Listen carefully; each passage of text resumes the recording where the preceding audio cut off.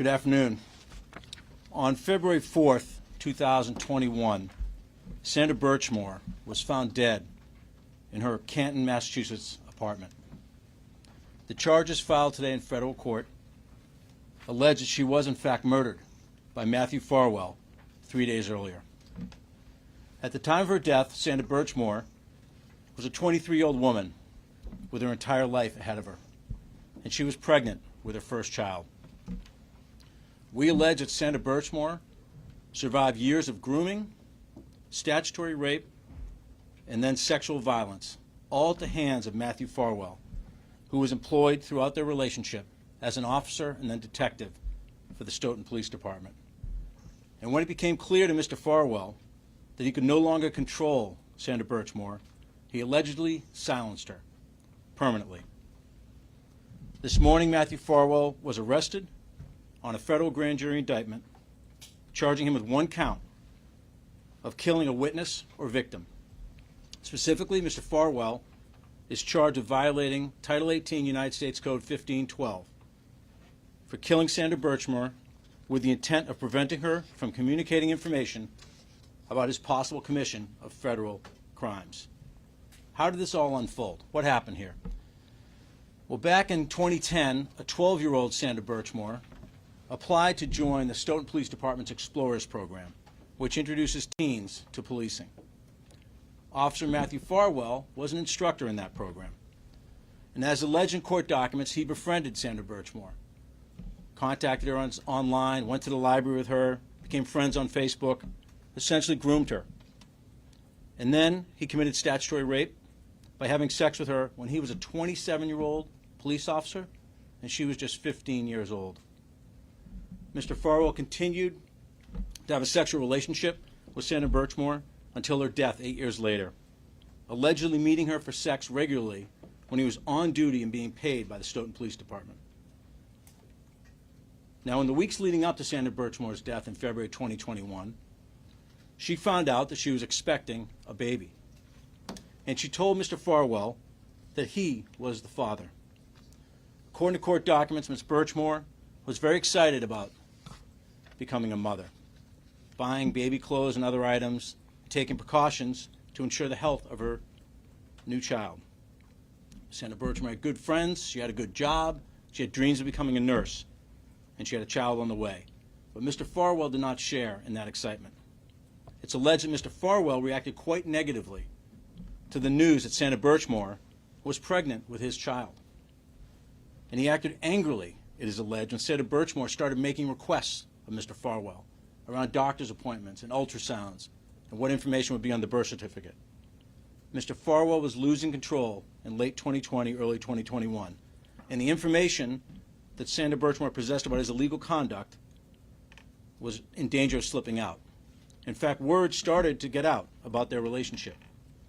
Less than 2 weeks before she was found dead, someone called the Stoughton Police Department and disclosed that Matthew Farwell had had a relationship with Sandra Birchmore. And when Mr. Farwell learned about that call, he became visibly angry. Mr. Farwell, it is alleged in these court papers, started to lose his patience, lose his temper, and the 6'4" Mr. Farwell started to be physically violent with 4'10" Sandra Birchmore. And Sandra Birchmore told her friends that Mr. Farwell had pushed her and shoved her and put her in a chokehold. She was scared. And during that same time, Mr. Farwell was allegedly planning Sandra Birchmore's murder. For the first time, he requested a key to her apartment. And she told friends that he was oddly inspecting the apartment and looking at the closet, including the closet that she was found dead in front of. And then it all came to a head on February 1st, 2021.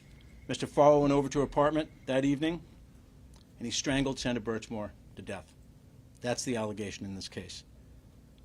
And he used his knowledge and experience as a law enforcement officer to stage her death to look like a suicide. He allegedly attempted to cover his tracks to literally try and get away with murder. And he almost did, until today. Back in 2021, with the information that was available, Sandra Birchmore's death was ruled a suicide, or deemed a suicide. But over the last year or so, the FBI and our office have been working exhaustively with our state partners. We've uncovered new, critical new information, examined the existing information, all of which led to this federal grand jury indictment. If convicted on this charge, Mr. Farwell faces a minimum of life imprisonment. Giving voice to the voiceless, ensuring that no one is above the law, protecting the vulnerable people of Massachusetts, that's the highest calling of people in law enforcement. And this case represents those principles. And every day across Massachusetts, thousands of police officers, federal, state, local law enforcement, put their lives on the line to protect the people of Massachusetts. Mr. Farwell violated those principles, and now he faces very grave consequences. It is disheartening to have to charge law enforcement officers, especially with crimes this serious. But it's our job at the Department of Justice to investigate potential crimes without fear and without favor. We do in this office what we've been doing for decades with our federal partners like the FBI. We follow the facts, regardless of where they lead. We apply the law and the principles of federal prosecution, full stop. We are not influenced by social media chatter. We are not influenced by politics.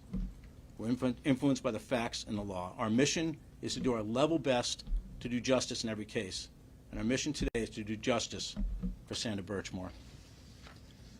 Lastly, I want to note that we are sharing the information and the evidence that we developed in this case with the Norfolk County District Attorney's Office, with the Massachusetts State Police, and with the Massachusetts Attorney General's Office, so they can assess whether state charges may be warranted in this situation. And I want to thank those three agencies. I also want to thank the Stoughton Police Department for their assistance in our investigation. Lastly, I want to commend the women and the men of the FBI Boston and Lakeville for their incredible work on this case. This was a dogged investigation, and as you look at the court papers, you'll see exactly how much work has gone into this matter. A huge credit to them, and I particularly want to thank the members of my office, the office I'm proud to lead, the victim witness advocates, paralegals, the chief of our Human Trafficking and Civil Rights Unit, Liz Riley, Assistant United States Attorneys Tori Cummings and Brian Fogarty. This case doesn't happen without their passion for justice. They deserve the credit, not me. Now I want to turn it over to Steve Kelleher, the Assistant Special Agent in charge of FBI Boston. Good afternoon. I'm Stephen Kelleher, Assistant Special Agent in charge of FBI Boston.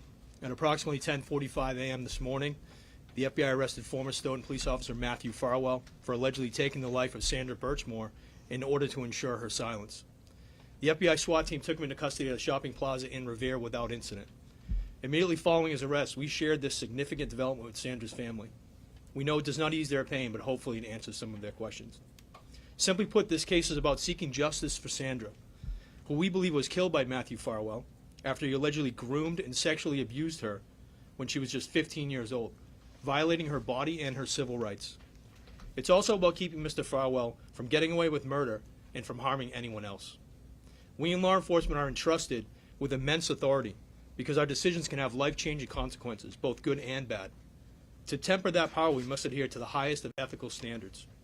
What we believe Officer Matthew Farwell did, as outlined in today's indictment, is depraved and a gross betrayal of his sworn oath and the public's trust. Let me be clear. Matthew Farwell's gun and badge did not grant him authority to violate the Constitution, and it certainly didn't entitle him to sexually exploit, abuse, and rape a child before killing her and her unborn baby in an attempt to cover up his alleged crimes. What's also troubling is we believe Matthew Farwell staged Sandra's body and her apartment to make it look like she had died by suicide. In the days that followed, this sworn police officer repeatedly lied to Massachusetts State Police investigators about the nature of their relationship. It's a stark contrast to the sheer excitement and pure joy that Sandra felt when she told Farwell that she was expecting his child, texting him a photo of a poster she had made celebrating the pregnancy. Our investigation also uncovered additional evidence that is inconsistent with someone choosing to die by suicide. In the hours leading up to Sandra's death, she reached out to a photographer to inquire about booking a newborn photo shoot. She also reached out to a friend about obtaining baby clothes. And at the time that she was in the middle of doing laundry when she died, with a load in the washing machine and another one in the dryer. There's no question this was a complex investigation, and our work is not done. Our agents, analysts, and financial investigators reviewed tens of thousands of text messages, emails, and financial records, conducted dozens of interviews with family, friends, and experts, and analyzed the crime scene. We urge anyone with information about the circumstances surrounding Sandra's death to contact the FBI. Committing murder to eliminate victims and witnesses is heinous, and it shakes the very core of our justice system, which depends on people truthfully testifying to what they know. Today's arrest shows that anyone who tries to interfere and retaliate against victims and witnesses in an attempt to subvert the rule of law will have to answer for it. After all, the public's trust is critical for our justice system to function properly. That's why the FBI will do everything in its power to bring to justice anyone who tries to undermine that trust.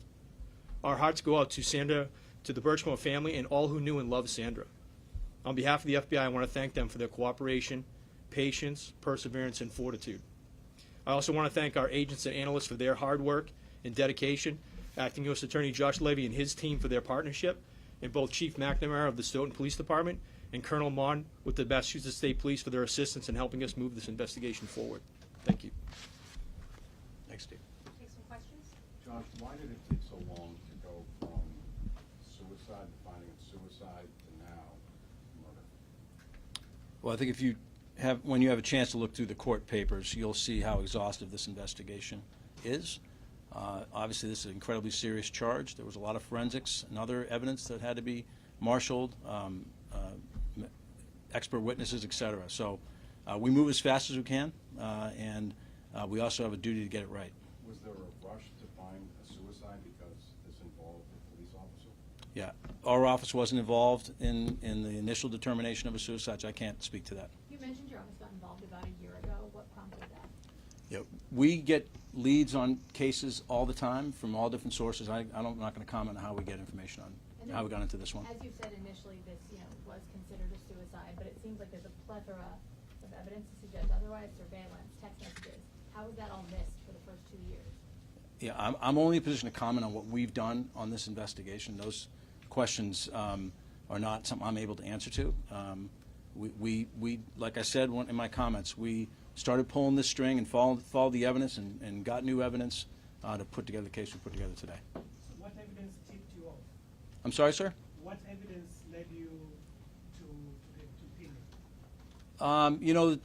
It's you're never able to pick one piece of evidence that is the straw that breaks the camel's back. It's really an accumulation. We have to go in front of a jury, 12 citizens, and convince them beyond a reasonable doubt that Mr. Farwell is guilty. That's on us. He's presumed innocent today, and he will remain innocent until we meet that burden. But it's all the evidence in combination makes that case. Did the state medical examiner's office plan to change the cause of death on her death certificate, and did you determine who the father of her unborn baby was? Well, I'll take those in reverse order. I'm not going to comment on the second piece. What we have alleged in the court papers is that Ms. Birchmore told Mr. Farwell several times that he was the father. And your question about the state medical examiner, obviously, they don't report to me, and that's a question better directed to the state medical examiner. Matthew is mentioned here, but we've heard reports over the years of several other officers. Are you guys conducting any other ongoing investigations related to Sandra?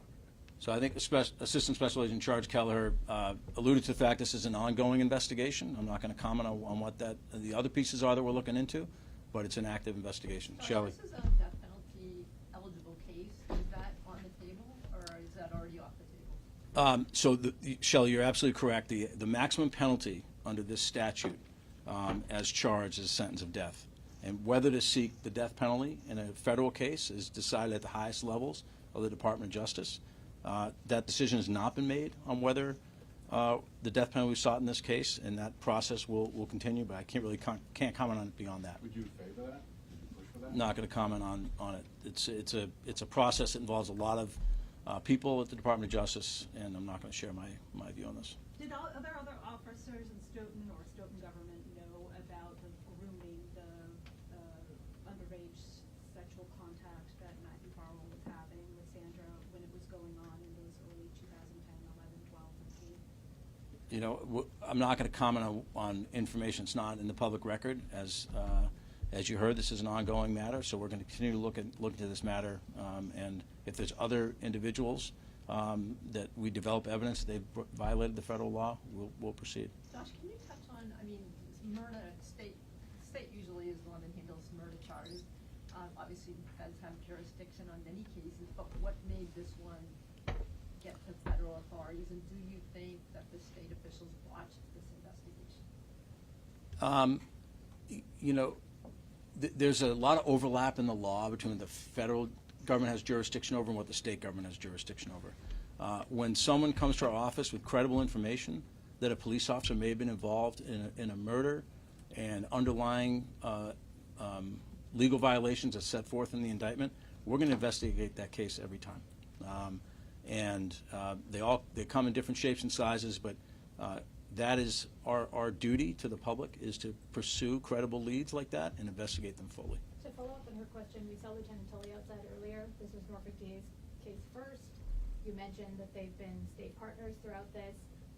Does your office look into what may have went wrong in their investigation? This case about what went wrong for Sandra Birchmore and how she was treated by Matthew Farwell and how he violated her rights and ultimately killed her. That's what this case is about. It's not about what happens in other state agencies. This is about justice for Sandra Birchmore. This is the second major death investigation where your office has come to a different conclusion than Norfolk County DA.